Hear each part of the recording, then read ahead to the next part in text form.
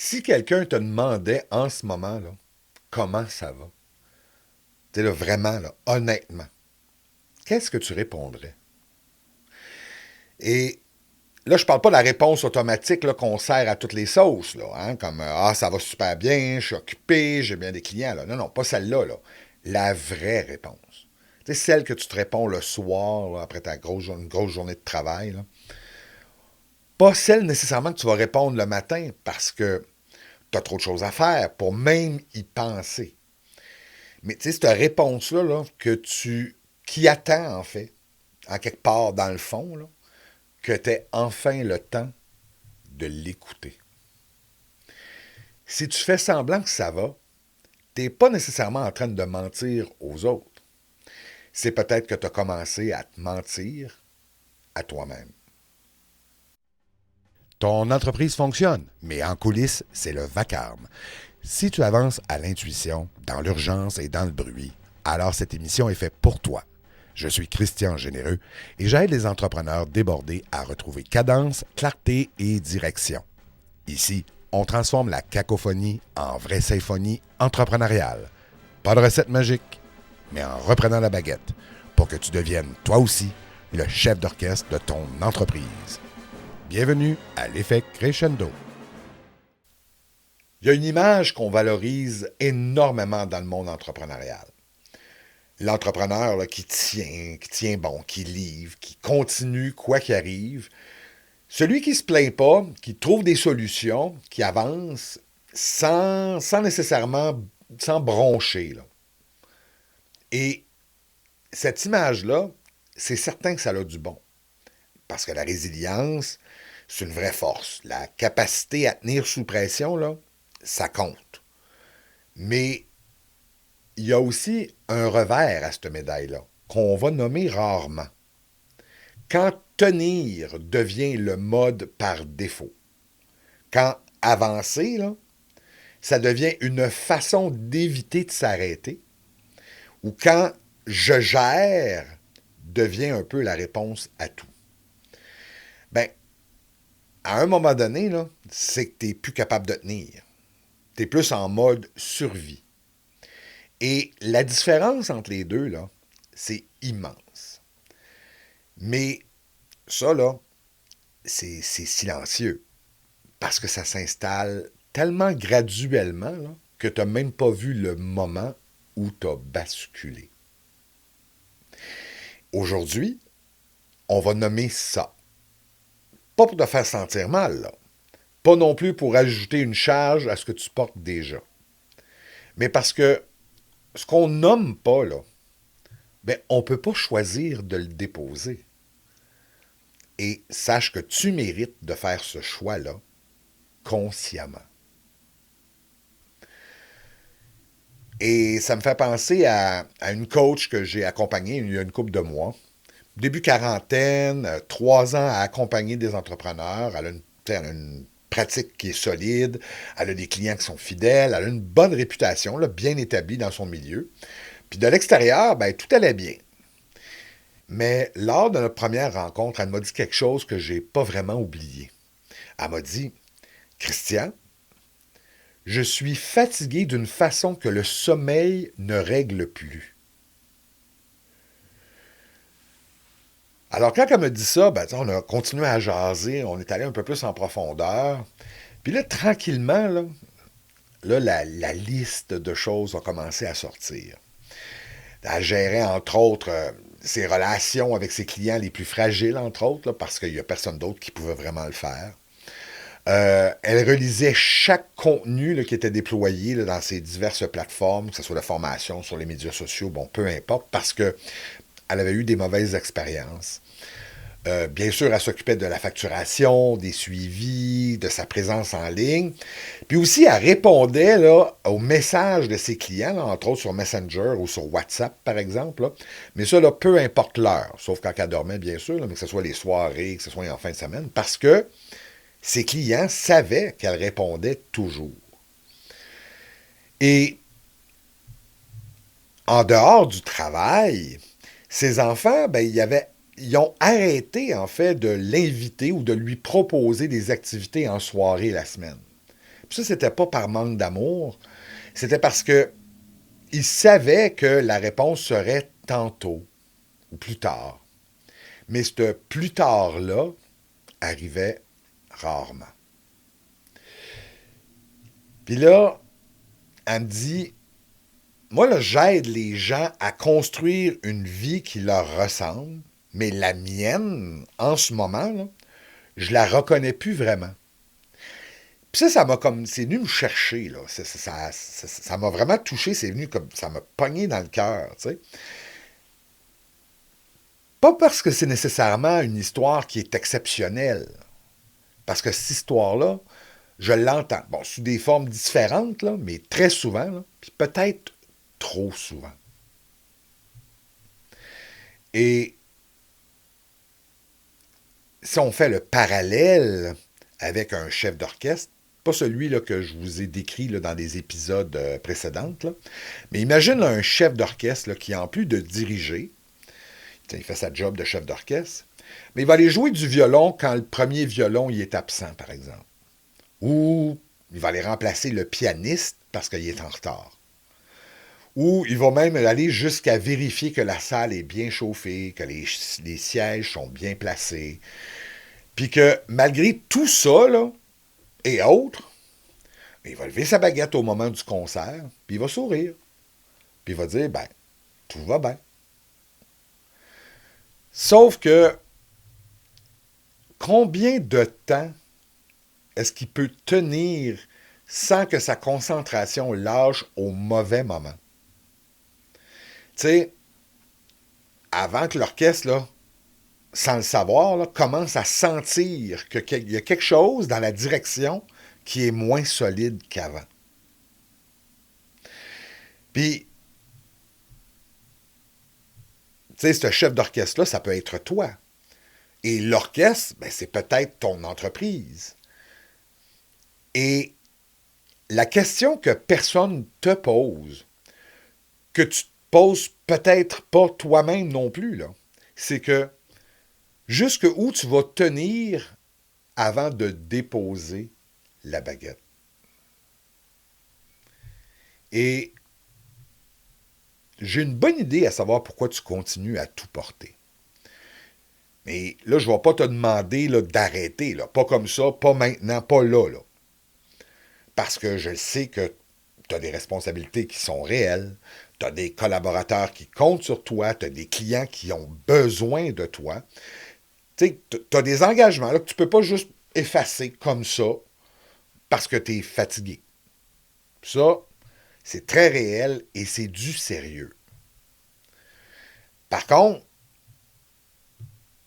je sais que dans ta tête, là, déposer une partie de cette charge-là, ça ressemble à une faiblesse ou à de l'abandon. Et que si tu lâches, ben tout va lâcher avec toi. Parce que tu es le seul à voir toutes les partitions en même temps et qu'il n'y a personne d'autre qui pourrait gérer ça comme toi. Et c'est peut-être vrai, en partie. Et un entrepreneur épuisé, là, qui prend de moins bonnes décisions, là, ça paraît. Un entrepreneur qui est épuisé, ben, il va aussi moins bien communiquer avec son monde. Quand on est épuisé en tant qu'entrepreneur, ben, on perd aussi sa créativité, ce qu'on a parlé là, au dernier épisode. Puis, quand on est épuisé, ben, on peut commencer aussi à ressentir que son entreprise, c'est plutôt un poids et non une œuvre. Et à ce moment-là, là, ce qui est important de comprendre, c'est que le déni, ce n'est pas une stratégie. C'est plutôt une façon de repousser une conversation que tu devrais avoir de toute façon, avec toi-même, mais aussi avec les gens que tu aimes. Et ça, là, ce n'est qu'une question de temps. Parce que il y a un coût à attendre. Le coût, c'est pas juste la santé en passant, là, même si c'est bien réel. C'est la qualité de tes décisions, c'est la profondeur de tes relations, c'est la créativité dont on a parlé la semaine passée, celle qui s'épuise quand le réservoir est vide, si tu te souviens.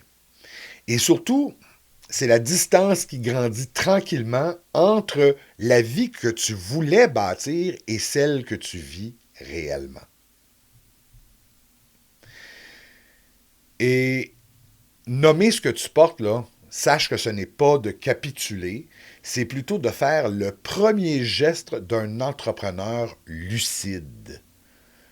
Quelqu'un là, qui regarde la réalité en face et décide, les yeux grands ouverts, comment il veut avancer. Et ce que je veux te dire là, directement, là, c'est que ton entreprise est censée servir ta vie et non l'inverse. Et c'est peut-être même pour ça que tu t'es lancé. Pour avoir plus de liberté, plus de sens, plus de contrôle sur ton temps, une meilleure qualité de vie.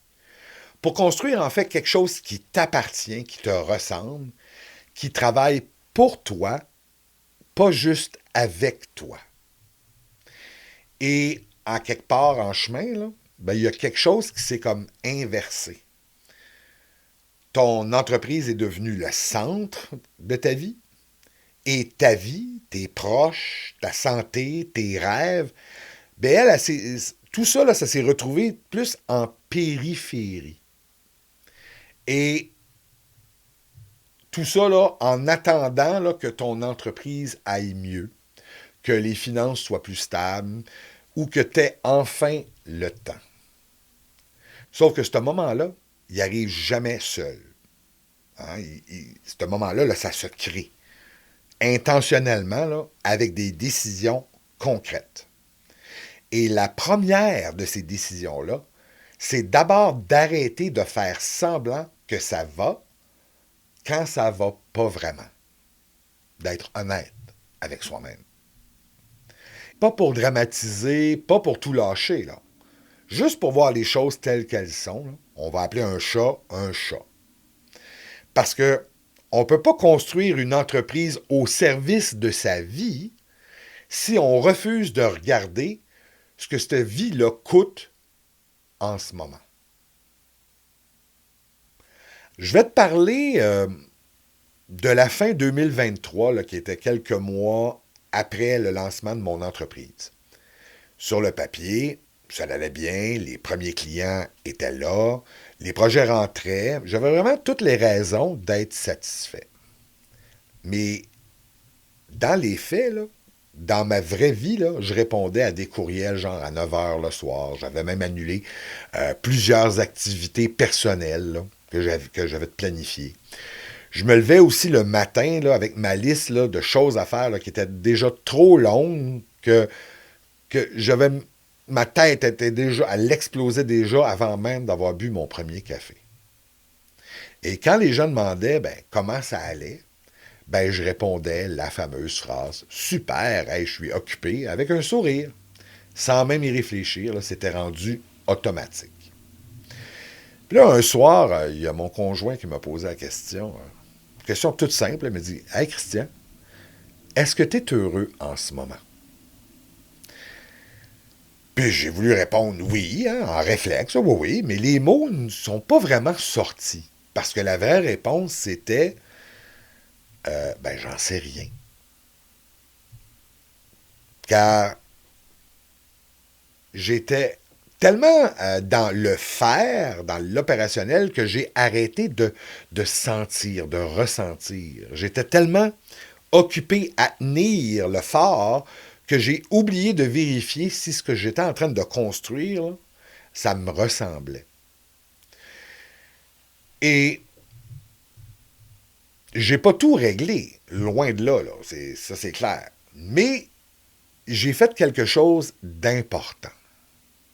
J'ai arrêté de faire semblant. Et ça, là, quand j'ai décidé de nommer ce que je portais à voix haute, là, ça a tout changé. Et on dirait qu'il y a comme quelque chose qui s'est allégé. Et Pas parce que ma liste de choses à faire était plus courte nécessairement, là. Mais on dirait qu'il y a eu un switch qui s'est fait. Parce que j'ai compris que je pouvais enfin décider consciemment ce que je voulais faire avec ce que je venais de nommer. Et une petite analogie, là, comme on les aime, tu connais sûrement l'image de l'iceberg. Hein, la partie là, qui est visible au-dessus de l'eau, celle là, que tout le monde voit, que les autres voient. Et il y a aussi la partie cachée qui est en dessous, ce qui se passe vraiment. Pour un entrepreneur qui porte tout, la partie visible, là, donc celle que tu montres, là, la performance, la livraison, le sourire en réunion, le je gère automatique, eh bien, ça, là, c'est ce qu'on voit. Mais la partie cachée, là, celle que tu portes vraiment, là, comme la fatigue accumulée, les décisions que tu prends seul, genre à 10 heures le soir, les relations qu'on met sur pause parce qu'il y a toujours une urgence, les projets personnels qui attendent depuis 18 mois, 2 ans, 3 ans. Tu sais, le sentiment sourd là, qu'il y a quelque chose qui dérive, mais que tu n'as pas vraiment le temps de regarder où ça s'en va. Le problème avec un iceberg, c'est pas la partie qui est visible. C'est la partie qu'on ne voit pas et qui est souvent beaucoup plus grosse qu'on peut le croire. Et les icebergs, ben, ça coule pas les bateaux parce qu'ils sont énormes. Ça les coule parce qu'on ne les a pas vus venir. Parce qu'il n'y a personne qui a nommé ce qui était en dessous de la surface avant que ça soit trop tard pour changer de cap. Alors, l'épuisement chez les entrepreneurs, ça ne ressemble pas à celui qu'on imagine. C'est pas quelqu'un qui va s'effondre spectaculairement. C'est plutôt quelqu'un qui continue longtemps, peut-être même des fois trop longtemps, parce qu'il livre, il répond, il gère. Jusqu'au jour où le corps, l'esprit, peut-être même les deux en même temps décident d'arrêter. Et ce qui est particulièrement insidieux, c'est que les signaux avant-coureurs là, sont souvent interprétés comme des signes de succès. T'es trop débordé, c'est parce que les affaires, ça va bien. T'as pas de temps pour toi, c'est parce que tu travailles fort. Ou tu penses à ton entreprise quand tu es en vacances, c'est parce que tu es un passionné. Ça te dit-tu quelque chose? Ça sonne-tu une petite cloche? Mais, tu sais, ces schémas-là, là, ben, ça peut être dangereux. Pourquoi? Parce que ça normalise ce qui devrait être un signal d'alarme. Parce que ça transforme les symptômes là, d'un problème en preuve d'engagement. Et pendant ce temps-là, ben, la facture s'accumule en santé, en relation, en créativité et en sens. On le sait, les entrepreneurs sont significativement plus à risque d'épuisement que des employés. Et ça, c'est pas parce qu'ils travaillent nécessairement plus d'heures. C'est plutôt parce qu'ils portent un niveau de responsabilité émotionnelle et décisionnelle plus grand que la plupart des gens. Et ça, on ne le voit pas. Et ce que tu portes, c'est pas dans ta tête, c'est réel. Ça peut être lourd aussi. Et ça mérite d'être nommé. Pas pour se plaindre, mais plutôt pour décider quoi en faire. Voici ce que j'ai observé dans mon travail avec certains de mes clients.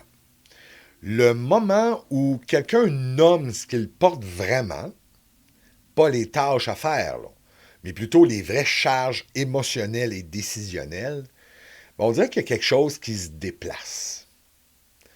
Et, comme je l'ai dit tantôt, pas parce que la liste de choses à faire est plus courte, mais plutôt parce que la charge cesse d'être floue et diffuse pour devenir plutôt quelque chose de concret qu'on peut regarder en pleine face, qu'on peut toucher, qu'on peut évaluer et qu'on peut surtout décider enfin de garder de déposer ou de transformer.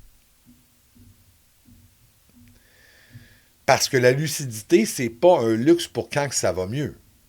C'est la condition sine qua non de base pour prendre les meilleures décisions. Et les meilleures décisions, c'est celles que tu prends quand tu sais vraiment où tu es, pas quand tu fais semblant que ça va. Tu vois la nuance? Alors, voici 7 signes que tu portes trop et que tu fais semblant que ça va bien. Premier, ben, tu réponds aux messages professionnels en soirée, la fin de semaine, puis toi, tu trouves ça normal. Deuxième des choses, la dernière fois que tu as pris une journée vraiment là, pour toi, ben, tu t'en souviens plus vraiment. Tu te souviens plus vraiment c'est quand. Autre chose, quand quelqu'un te demande comment ça va, ben, t'es en réponse automatique. Tu réfléchis pas. Ah, ça va bien, je suis occupé. Ça va super, je suis occupé. Autre chose aussi, euh, tu t'as repoussé, en fin de compte, tu repousses des choses qui sont importantes pour ta vie personnelle jusqu'à temps que ça se calme dans ton entreprise. Euh, Sixièmement, ben, tu penses beaucoup plus à ton entreprise, même dans les moments où tu voudrais être ailleurs. Tu vas souper, tu vas prendre une fin de semaine, etc., mais tu continues toujours à y penser parce que c'est de la passion. Et aussi, ben, dernièrement, c'est l'idée de prendre une vraie pause, là. Ça te donne de l'urticaire, ça te stresse plus que ça t'attire. Alors, si tu te reconnais dans au moins 3 de ces points-là, là, ou plus, ben, c'est pas nécessairement une coïncidence. C'est plutôt un signal. Et un signal, ben, ça se lit et ça s'écoute. En fait, ça s'utilise pour changer de cap. Avant que ce soit le iceberg qui change ton cap à ta place. Alors, ce que je vais te proposer, là, c'est de prendre en fin de compte une feuille, pas nécessairement un document, là, une vraie feuille papier, et écris honnêtement là, la réponse à cette question-là. Qu'est-ce que je porte en ce moment que personne autour de moi ne voit vraiment? Alors, je la répète. Qu'est-ce que je porte en ce moment que personne autour de moi ne voit vraiment? Pas les tâches, là. Les charges. Comme par exemple la responsabilité de garder tout le monde motivé. Hein, ça, c'est une charge, ça. La pression de ne pas laisser tomber tes clients. La peur que tu sois, que si toi tu flanches, en fin de compte, là, ben, tout flanche avec toi. La solitude des décisions que tu prends seul, ça, c'en a une autre charge aussi. Et, tiens, le deuil de projets personnels que tu mets en attente. Écris tout, là.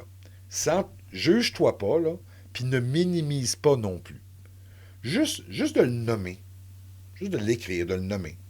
Parce que ce qu'on nomme, ben, on peut décider quoi en faire après. Après ça, une fois que tu as écrit ça, ben là, choisis une charge à partager peut-être avec quelqu'un. Pas toute, là, juste une. Donc, quelque chose que tu portes présentement tout seul, mais que tu pourrais peut-être confier à quelqu'un, soit un collaborateur, un partenaire, un proche, un père entrepreneur. Tu sais, l'objectif, c'est pas de te débarrasser du problème.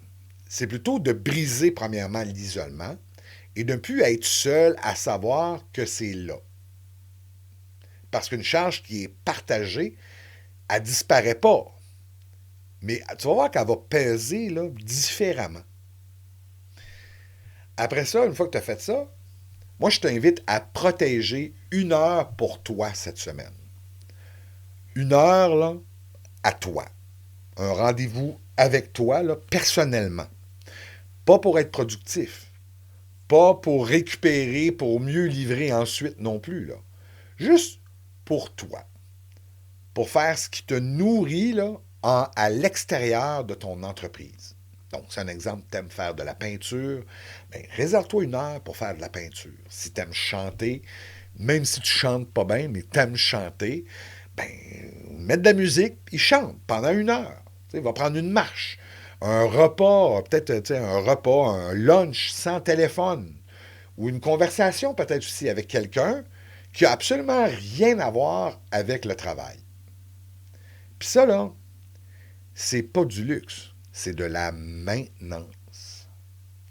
Parce que un chef d'orchestre là, qui ne prend pas soin de lui, ben ça va finir par diriger une partition qui n'entend plus vraiment. Cette semaine, une seule chose. Prends une feuille et réponds honnêtement. Qu'est-ce que je porte en ce moment que personne autour de moi ne voit? Pas de solution, pas d'action, pas de plan, là. Juste nommer. Parce que le déni, ça fonctionne tant qu'on garde les choses dans le flou. Tant qu'on les laisse, en fin de compte, exister sans les regarder en face. Et le moment où tu écris noir sur blanc, là, il y a quelque chose qui change. Tu passes de subir à voir. Et voir, ben, c'est le premier geste vers choisir. Choisir ce que tu veux continuer à porter, choisir ce que tu veux déposer, ce que tu veux confier à quelqu'un, ce que tu veux changer, choisir aussi ce que tu veux protéger. Mais tout ça, là, ça commence par arrêter de faire semblant que ça va quand ça ne va pas vraiment. Parce que de tout porter tout le temps, ça finit par se payer. Puis la question, c'est pas si, c'est quand et à quel prix. Et ben toi, tu mérites une vie qui ressemble à ce que tu imaginais quand tu t'es lancé. Pas une vie qui est en attente, là.